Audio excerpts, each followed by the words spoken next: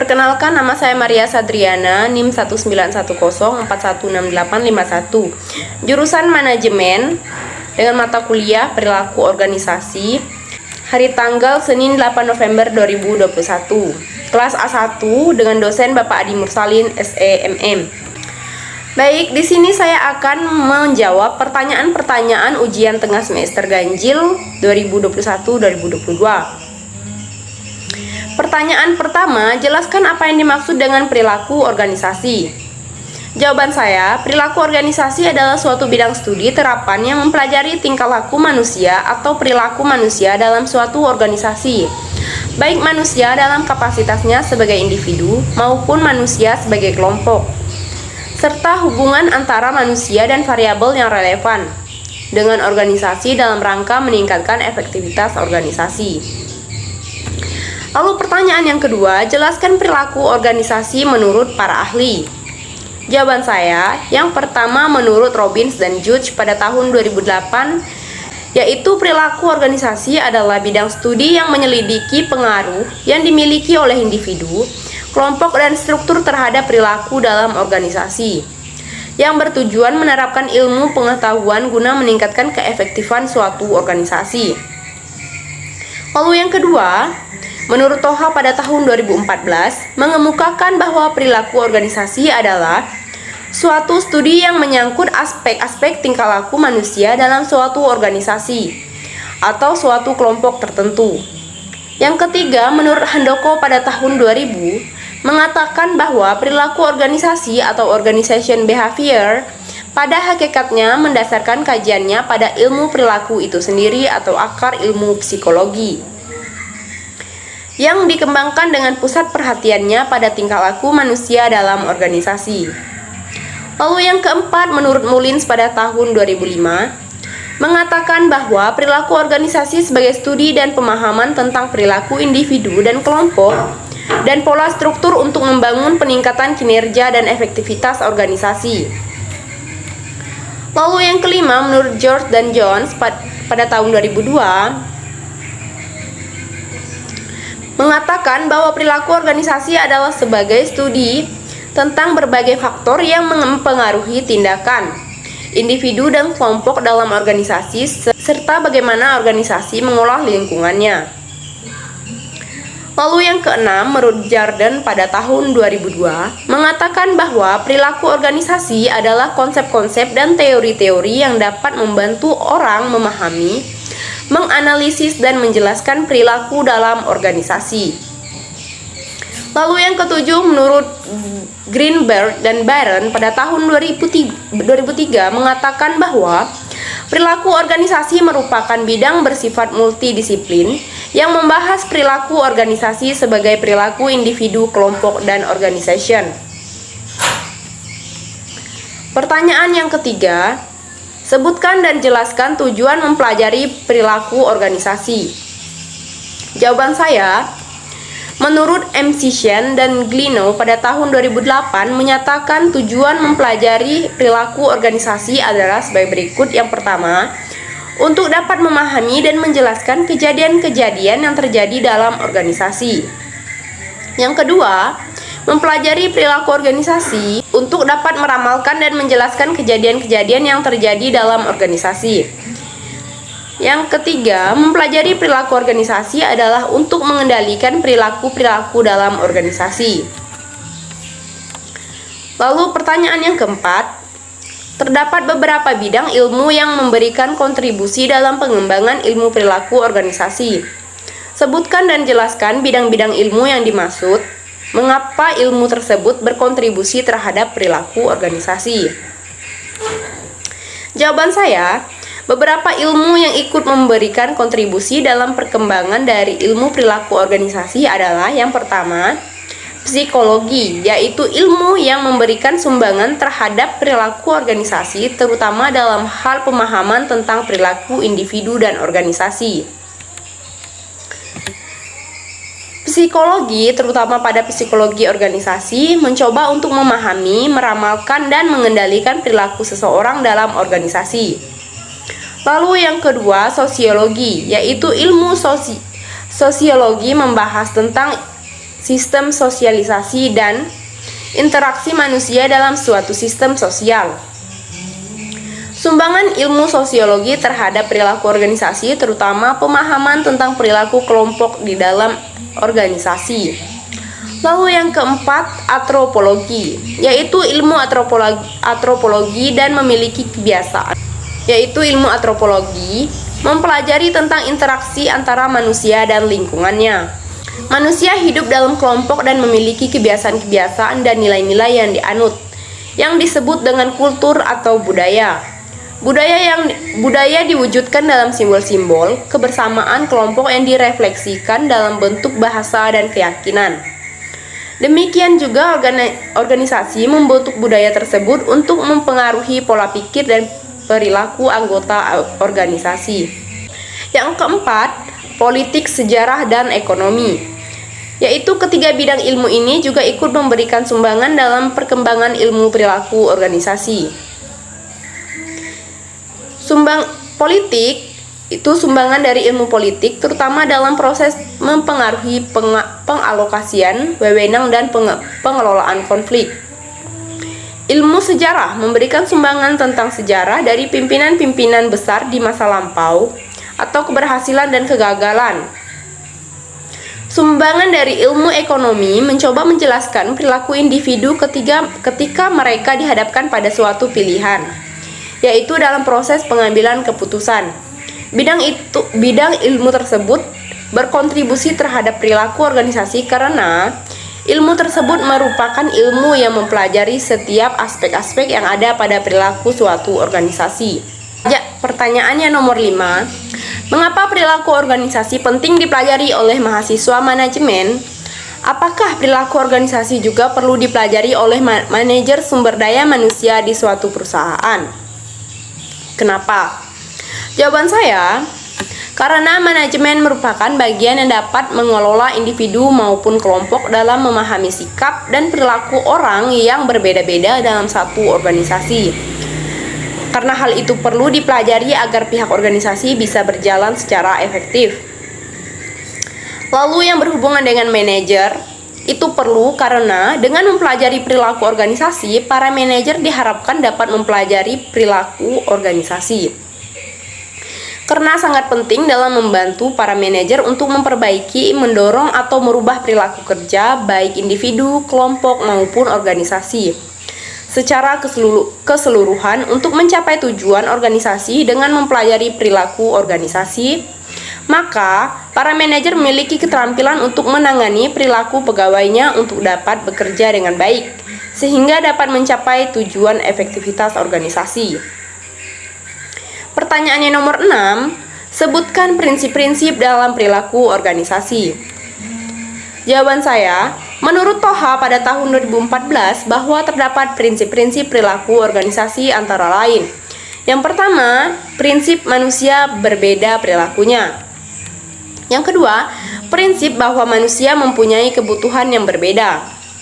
Yang ketiga, prinsip bahwa orang berpikir tentang masa depan. Yang keempat, prinsip bahwa seseorang memiliki lingkungannya, memahami lingkungannya. Yang kelima, prinsip bahwa seseorang itu mempunyai reaksi senang atau tidak senang. Yang keenam, prinsip bahwa banyak faktor yang menentukan sikap dan perilaku seseorang. Lalu, pertanyaannya nomor 7, jelaskan karakteristik perilaku organisasi. Jawaban saya, menurut M. Sishan dan Glino pada tahun 2008 menyatakan bahwa dalam mempelajari perilaku organisasi, perhatian dipusatkan pada 3 karakteristik, yaitu yang pertama, perilaku.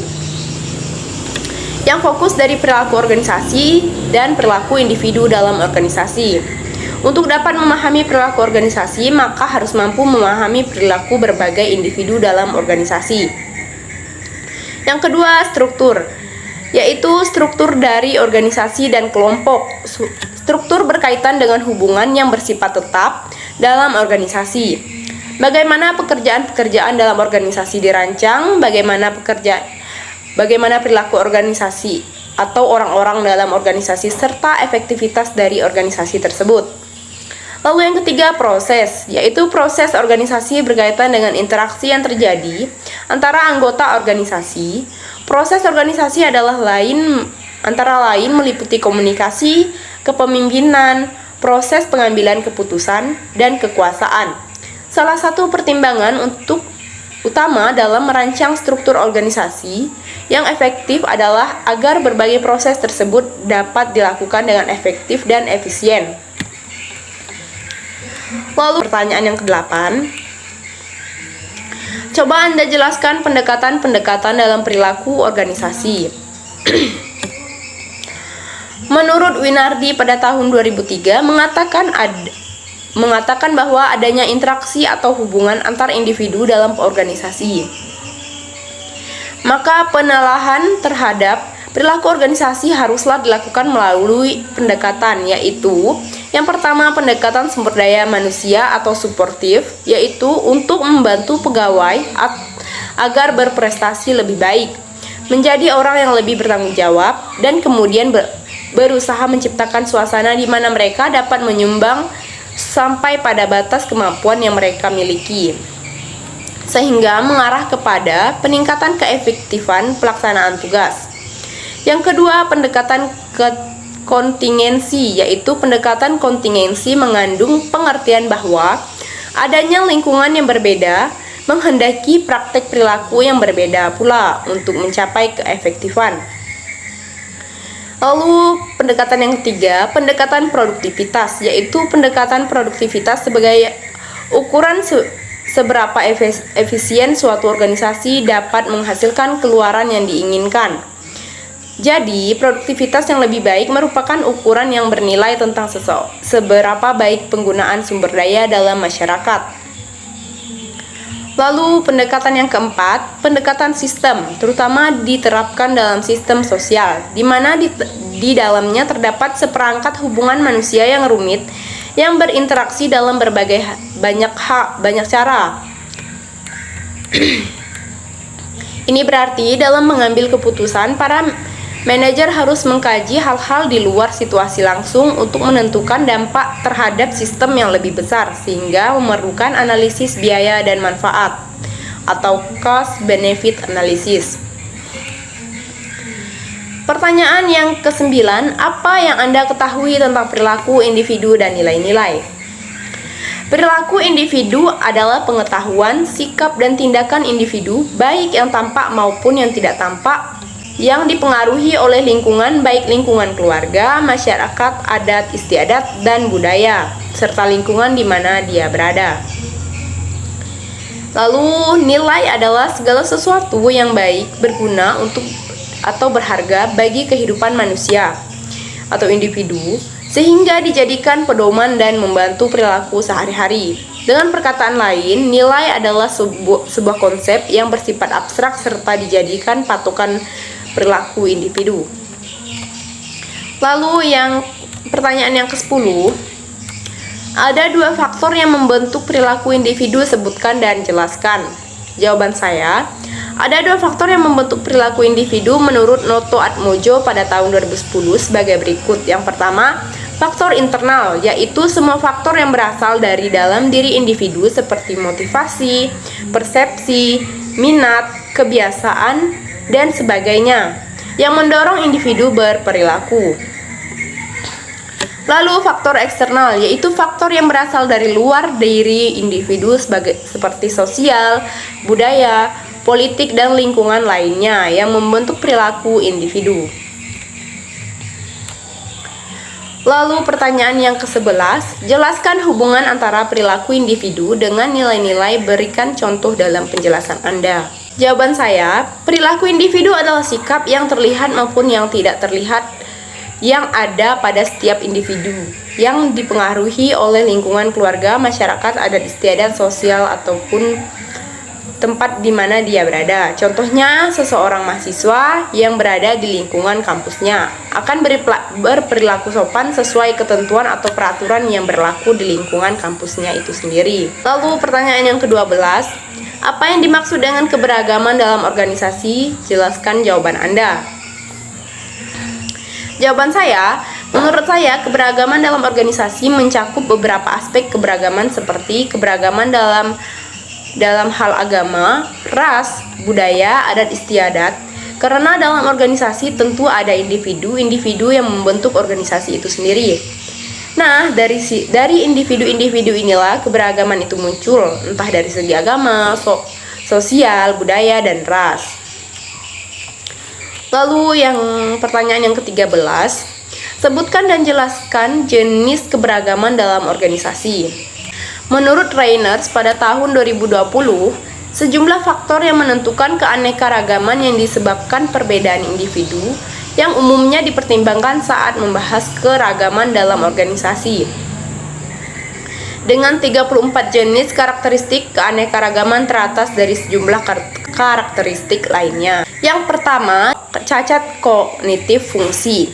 Yang berbeda dapat mempengaruhi ingatan individu, kemampuan memecahkan masalah, perhatian, komunikasi, linguistik, serta pemahaman verbal, membaca, matematika, dan visual.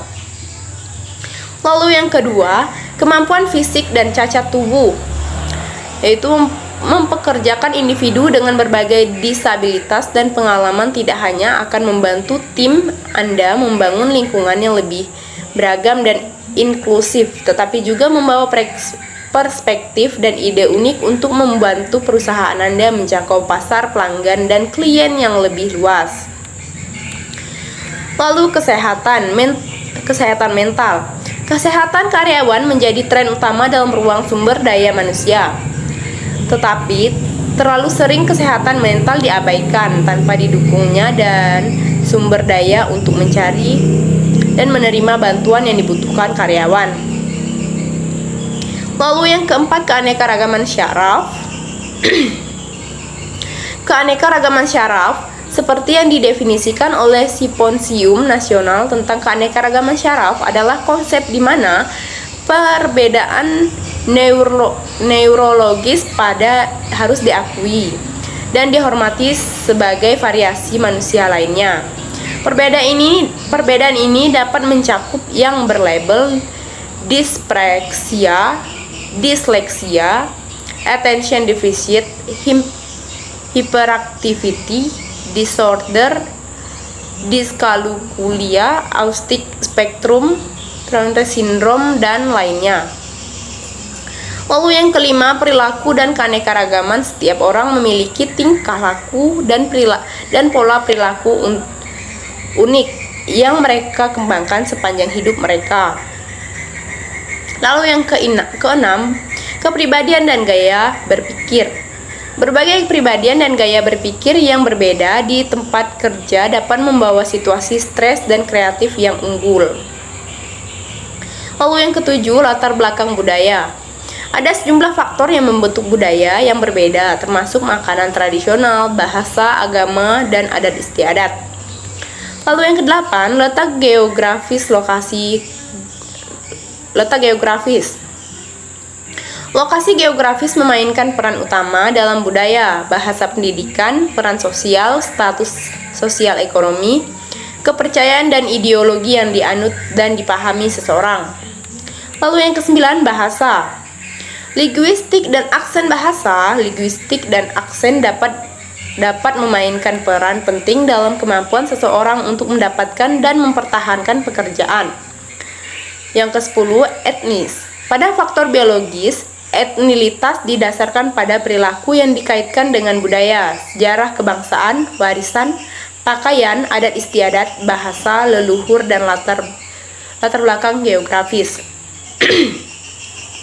Yang ke-11, ras. Ras ditentukan secara biologis. Contohnya ras meliputi kulit putih, hitam atau Afrika Amerika, Indian atau Alaska Native, Asia, Native Hawaii, atau penduduk kepulauan Pasifik lainnya. Yang ke-12, status kewarganegaraan larangan. Mendiskriminasikan calon dan karyawan saat merekrut, merujuk, mempekerjakan, atau memecat individu berdasarkan kewarganegaraan atau status imigrasi mereka. Lalu yang ke-13, usia. Pada setiap waktu Ada beberapa generasi yang bekerja di angkatan kerja. Setiap generasi memiliki perbedaan tersendiri yang ditentukan oleh periode waktu orang dilahirkan dan perubahan sosial. Politik dan ekonomi yang unik terjadi selama masa kecil mereka. Lalu yang ke-14, keluarga dan asuhan. Keluarga memiliki pengaruh yang signifikan terhadap kehidupan setiap individu. Hal tersebut itu memainkan peran dalam pengasuhan seseorang dalam memberikan dukungan sepanjang hidup seseorang. Lalu yang ke-15, ideologi. Ideologi berperan untuk kenyamanan karyawan dalam berbagai pendapat dengan rekan kerja. Ideologi yang sangat berbeda dapat membuat individu lebih berhati-hati untuk memulai percakapan dengan rekan kerjanya. Jika mereka tahu, hal itu akan dapat memicu perdebatan sengit. Lalu yang ke-16, moral. Cenderung mencerminkan asuhan individu, keluarga, pengalaman hidup, pendapatan, ideologi, latar belakang budaya, status kewarganegaraan, hak istimewa, kepribadian, status sosial ekonomi, peran sosial, serta kepercayaan sosial, agama politik, dan duniawi. Yang ke-17, peran sosial, stereotipe. Seringkali berkorelasi dengan peran sosial yang dimiliki tentang demografi tertentu dan dapat mempengaruhi kemampuan individu. Yang ke-18, identitas gender. Pada gender sebagai konstruksi sosial yang bervariasi menurut budaya yang berbeda dan ditetapkan pada individu saat lahir berdasarkan jenis kelamin biologis mereka. Lalu yang ke-19, ekspresi. Gender, ekspresi gender yang mungkin berbeda dari gender kelamin atau identitas gender individu. Mengacu pada penampilan luar identitas gender individu. Ekspresi gender dapat ditafsirkan melalui pakaian, rambut, riasan, suara, perilaku, tingkah laku, dan minat. Lalu yang ke-20, seks. Tidak seperti identitas gender dan ekspresi gender, seks mengacu pada perbedaan biologis dan genetik antara tubuh pria dan wanita. Lalu yang ke-21, orientasi seksual. Orientasi seksual juga berbeda dengan identitas gender, ekspresi gender, dan seks biologis. Orientasi seksual didefinisikan sebagai ketertarikan emosional, romantis atau seksual yang melekat pada diri. Orientasi seksual yang umumnya termasuk heteroseksual, gay, lesbian, biseksual, aseksual, panseksual. Lalu yang ke-22, pendidikan. Pendidikan sangat bervariasi menurut lokasi, sekolah, dan guru dan dapat sangat dipengaruhi oleh undang-undang dan peraturan. Tidak ada satu orang pun yang memiliki pendidikan yang sama persis. Lalu yang ke-23, pendapatan.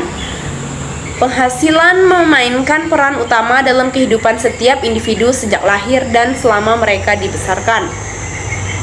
Karir profesional hingga pensiun, pendapatan dapat dipengaruhi oleh lokasi geografis, pajak, keluarga, pendidikan, keterampilan, dan latar belakang sosial ekonomi. Lalu yang ke-24, status sosial ekonomi. Status sosial ekonomi merupakan ukuran dan kategorisasi orang berdasarkan pendidikan, pendapatan, dan pekerjaan mereka. Ini juga merupakan indikator yang kuat dari hak istimewa serta peluang dan sumber daya yang dapat diakses seseorang untuk unggul di sekolah dan pekerjaan. Lalu yang ke-25, pengalaman hidup dan pengalaman hidup. Pengalaman hidup mencakup semua kejadian unik, pendidikan, militer, pribadi, dan publik yang dialami seseorang sepanjang hidupnya. Yang ke-26, hak istimewa. Hak ini mengacu pada kekuatan sosial yang dapat dinikmati berdasarkan jenis kelamin, identitas gender, ras, etnis, agama, usia, status kewarganegaraan, status sosial ekonomi, peran sosial, latar belakang budaya, dan status disabilitas seseorang. Yang ke-27, Status pernikahan. Pernikahan merupakan peristiwa besar bagi banyak orang. Bukan hanya itu, menikah, bercerai, berpisah, atau menjadi janda dapat mengubah keyakinan. Yang ke-24, status orang tua.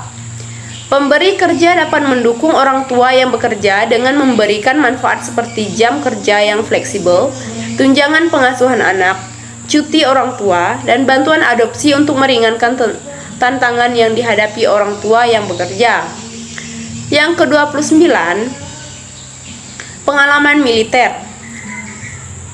Para veteran menawarkan banyak keterampilan, pengetahuan, dan pengalaman menjadikan mereka dapat berkontribusi luar biasa untuk berperan dalam berbagai perusahaan. Namun banyak pengusaha tidak terbiasa dengan budaya militer. Pengalaman atau bahasa militer yang umum yang mungkin menyulitkan mereka untuk memahami nilai yang dapat diberikan oleh individu tersebut ke perusahaan. Lalu yang ke-30, latar belakang kriminal. Terserah pada pemberi kerja untuk memutuskan apakah mereka tidak peduli akan masa lalu seseorang, sejauh mereka dapat unggul dalam karir yang bermanfaat di masa depan. Lalu yang ke-31, keyakinan politik. Terdapat banyak perbedaan pendapat tentang bagaimana dan kapan politik diperbolehkan di tempat kerja. Bagi beberapa orang, diskusi semacam itu adalah cara yang bagus sejauh tidak terkait dengan pekerjaan. Lalu yang ke-32, keyakinan agama dan spiritual. Terlepas dari apakah orang berdiskusi afiliasi agama mereka di tempat kerja atau tidak, penting untuk menciptakan tempat kerja yang memahami dan menerima kepercayaan setiap orang, meski mereka berbeda satu sama lain. Lalu yang ke-33, pengalaman Sebelumnya setiap kali seseorang karyawan berpindah peran ke industri atau perusahaan baru, mereka membawa pengalaman kerja dan keterampilan mereka sebelumnya. Lalu yang ke-34, keterampilan adalah jenis keragaman yang kurang jelas tetapi sangat penting untuk proses perekrutan, bergantung pada sejarah profesional mereka. Lalu yang ke-14, pertanyaan yang ke-14 dan pertanyaan yang terakhir, sebutkan tugas-tugas yang sudah Anda kerjakan sebelum UTS perilaku organisasi. Jawaban saya, tugas-tugas yang sudah saya kerjakan sebelum UTS perilaku organisasi adalah membuat beberapa video YouTube mengenai ringkasan pada setiap bab yang ada di buku perilaku organisasi, sampai dari bab pertama sampai dengan bab terakhir pembahasan, yaitu bab 4. Sekian pemaparan jawaban saya mengenai pertanyaan-pertanyaan untuk UTS atau ujian tengah semester ganjil 2021-2022 dengan mata kuliah perilaku organisasi. Sekian dan terima kasih.